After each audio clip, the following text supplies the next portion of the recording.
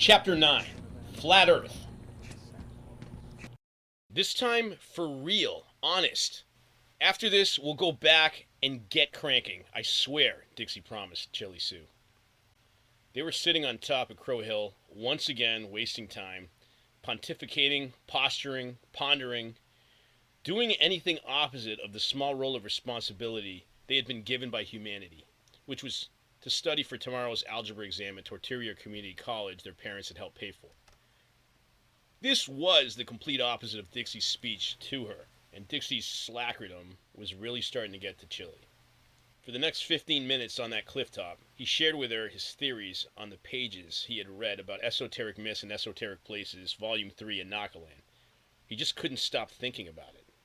The day wasn't over yet, and they still technically had all day today to study. But Chili was glum, although Dixie displayed almost childlike excitement as he described a section about surreal landscapes he had read about in the book. And he wouldn't shut up about that tower on page 233 until Chili chided him and told him to get his priorities straight. "Focus, moron," she said to him. "Listen, we better get down soon. If you bomb this test and fail Existi's class, you've got no excuses. You're going to hear it. You're never going to hear the end of this one. My parents will get over it," said Dixie. "They're chasing the winds anyway. Money's not even backed by any gold standard anymore, remember?" Chili looked around in her disbelief. "Our friends think that we're nuts. You're never going to hear the end of them laughing at you." "Our friends are nuts anyway," Dixie told her. "Nuts for being so naive and dishonest with themselves. Besides, you go up and down on your beliefs. We got time tonight to study." But the gravity of their situation wasn't ringing in Dixie's head yet. "You'll never do well cramming," cried Chili. "I just want this cycle to end. I feel like I'm in this limbo. I just don't want to be a part of making my brain miserable again, and you think passing all these classes and getting a comfy paying job is going to get that monkey off your back?" Dixie snickered somewhat mischievously. Boy, thought Chili. Dixie was feeling somewhat malevolent on this cliffside tonight. "You know, no matter what we do, we're not going to find a way out of this," Dixie went on. "We're not going to be able to find what we're looking for. Just playing by the rules there and conforming, you know?" "Conforming?" "Yes, conforming there, Chief," Dixie went on. "We're not going to be at peace just by quote-unquote maturing and becoming professional working adults in the rat race like everyone else. You already know this." Chili shut her eyes and groaned at the sky. "Why do you make it so difficult sometimes?" Chili yelled. "You already know this," Dixie replied again with cryptic calm. "It's so stupid, feeling guilty. Like we're not being responsible just because we're enjoying the day up here." "I'm not enjoying this day," Chili corrected him. "Not right now, and not with you being a drama queen." "Yeah, enjoying the day as if it was morally wrong to do so," Dixie went on, as he took no notice of her. Chili threw her hands up in the air and looked towards the countryside in front of them. "Understand, I'm not trying to be a total dick," Dixie explained. "I mean, look what happened. I got those vision things going on, bigger issues than everyday stupid stuff happening to me, you know?" "I'm not stopping you from getting checked," Chili yelled. "And then there's the fact that we're really not so crazy thinking like this," Dixie continued. "You already like what you do. Why is it so hard for people to understand?" While Dixie stared at the treetops ahead and continued to rant about the book he found, Chili looked at her friend and felt slightly depressed. She really did worry about him. Visual hallucinations aside, she knew that Dixie's biggest dilemma, as far as she could tell, was arrested development. And now, especially lately, he was starting to finally feel the pressures of life looming ominously above him. There was nowhere left to hide against the big reality of being a responsible adult, whatever that meant. What does that even mean? Chili thought to herself after a bit.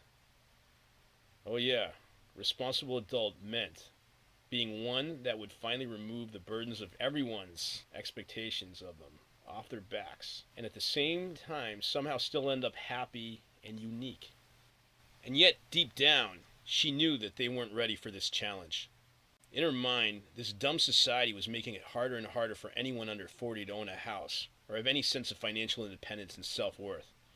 She just wished that her family could even fathom that idea. That success in her eyes did not mean having to go back to school and get some title that's supposed to make her more significant, or that she had to get an education out of necessity because the work she did in social work didn't pay the bills well enough now to let her move out of her parents' house. Rat race be damned, but what choice do we have? Chili thought to herself. She may as well get used to being a good worker bee and being misunderstood her entire life. Still, Chili worried for Dixie more than herself.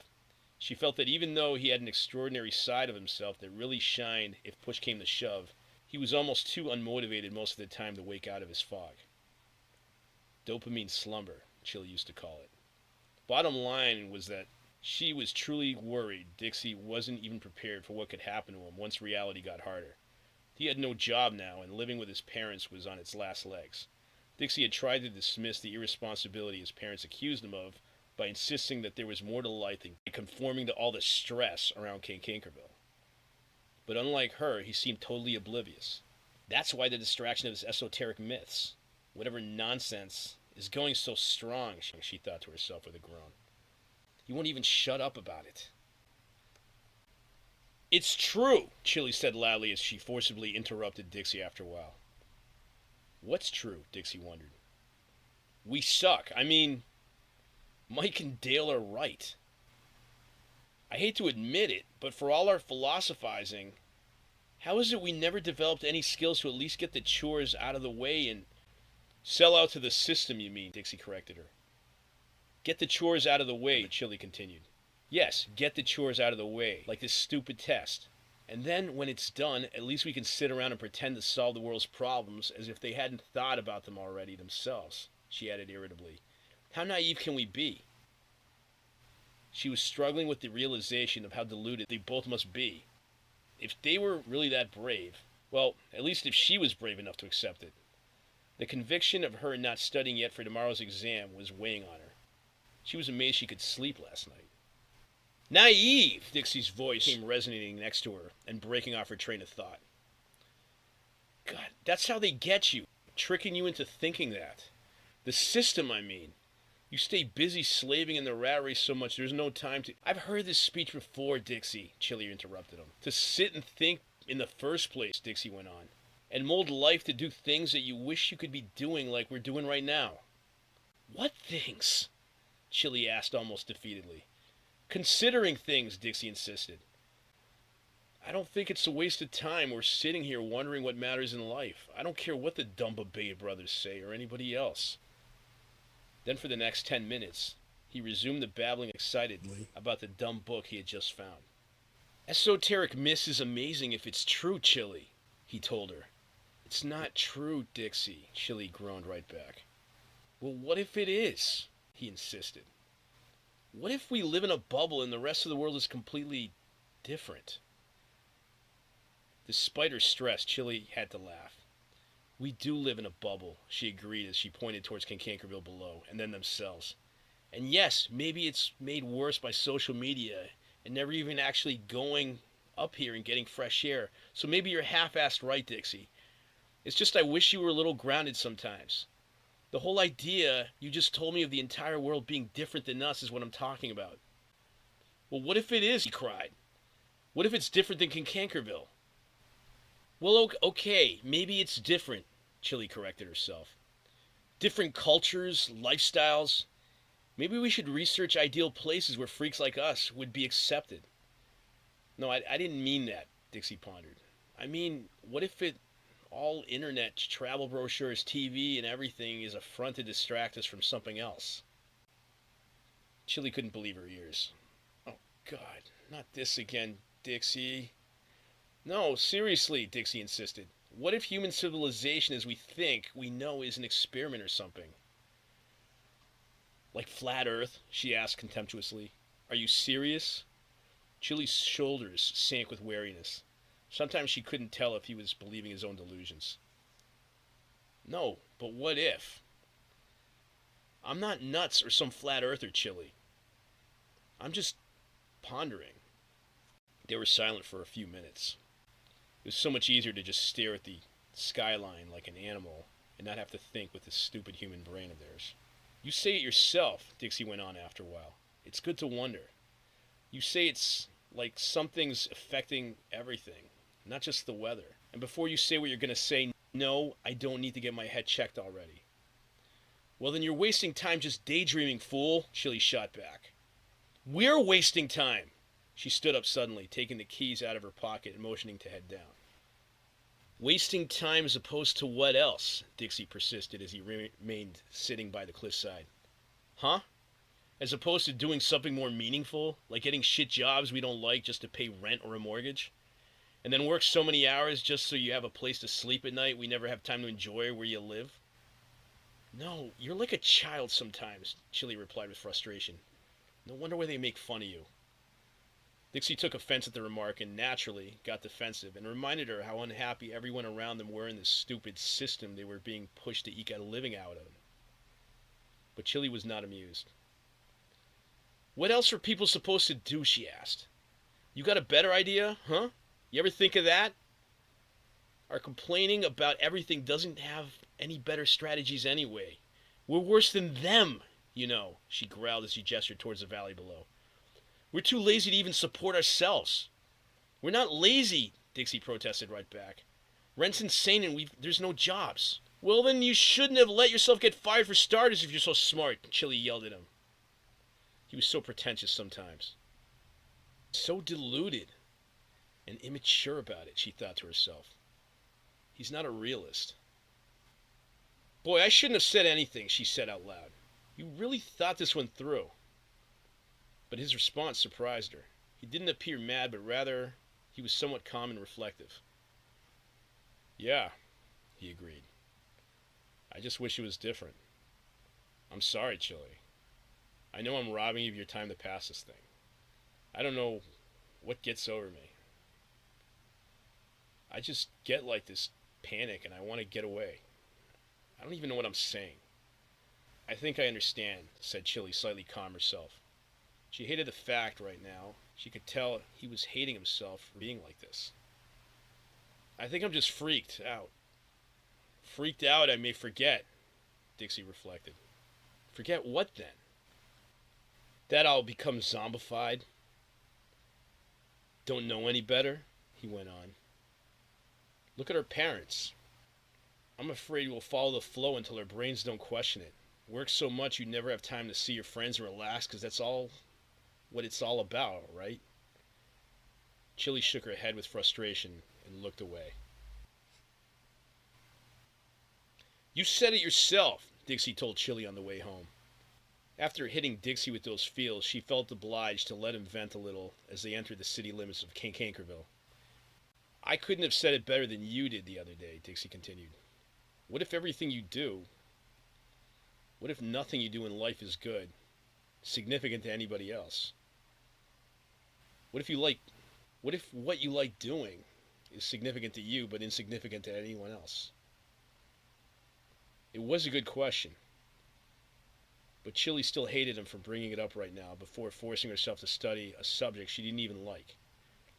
It was decided they split that evening and study independently. Chili didn't need the baggage tonight. While they drove through downtown Cankerville and towards their suburban neck of the city, Dixie seemed to have recovered wonderfully from their spat. Pretty soon he was in high spirits again, back to drilling ideas about his last several days. Chili wished he could just drop right now all these ideas, all these dumb notions, but she didn't have the heart to argue with him for the moment. Soon Dixie started babbling about leaving Cankerville once for good. It was his defense mechanism for bracing the fact he was about to fail another test, but he had a point. He tended to speak very eloquent when he was feeling desperate. Here we're just a number, he reasoned. That's all I was trying to tell you up on the hill. I'm insignificant and I can't escape it. I get it. Can we just drop it for now and study? Chili insisted. Independently tonight, I mean. I just want to get through this test and get... Who are you kidding? Dixie replied with a chuckle. You never did well cramming under pressure either. You're not that self-motivated. Come on, we might as well go hit the spoiled sport and perfect the art of making those farting sounds with our hands like we always wanted to perfect, he added with a deadpan voice. I've always wanted to learn that. Chili couldn't hide her grin. You're really insane, she said. We just spent 3 hours being irresponsible right now, and you want to hang out there instead of study. Well, if we're being honest, yeah, why wouldn't I? Asked Dixie. That's more fun.